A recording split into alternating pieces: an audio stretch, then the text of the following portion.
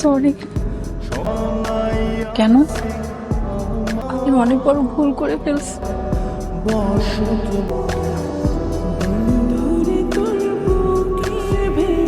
Lily, তুই আমাকে মাফ করে দে।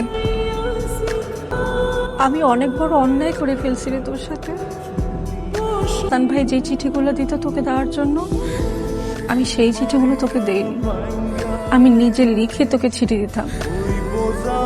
আর তুই যেই চিঠিটা আমাকে দিয়েছিলি হাসান ভাইকে দেওয়ার জন্য, আমি সেটা তাকে দেইনি। ওইটাও আমি নিজের হাতে লিখে দিয়েছিলাম। এই বুড়ি, আমি চলে যাচ্ছি, কিন্তু তোর দেওয়া অ্যালবামে ভরা আমাদের স্মৃতিগুলো নিয়ে যাচ্ছি।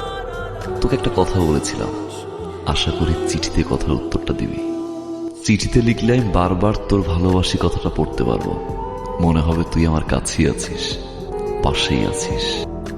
একটা কথা মনে রাখবি, তুই আমারই, তোরই হাসান। হাসু, আমি তোকে অনেক ভালোবাসি, অনেক অনেক অনেক ভালোবাসি। এই চিঠি আমাদের ভালোবাসার দলিল হয়ে থাকবে। ভালো করে পড়ালেখা করিস, অনেক বড় হ, মামির স্বপ্ন পূরণ কর।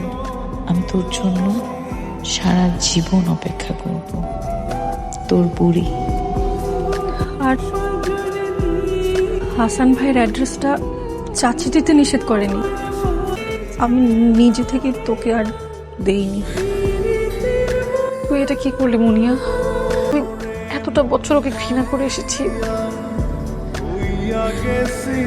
লিলি, ওদের রিলেশনশিপটাতে আমি অনেক জেলাস ফিল করতাম। হাসান ভাই কেন তোর মতো আমাকে ভালোবাসলো না?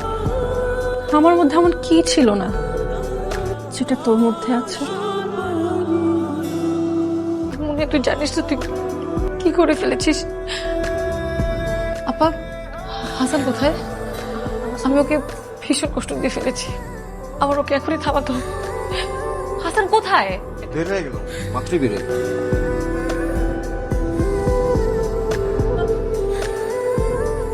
আমাকে বিয়ে করবি?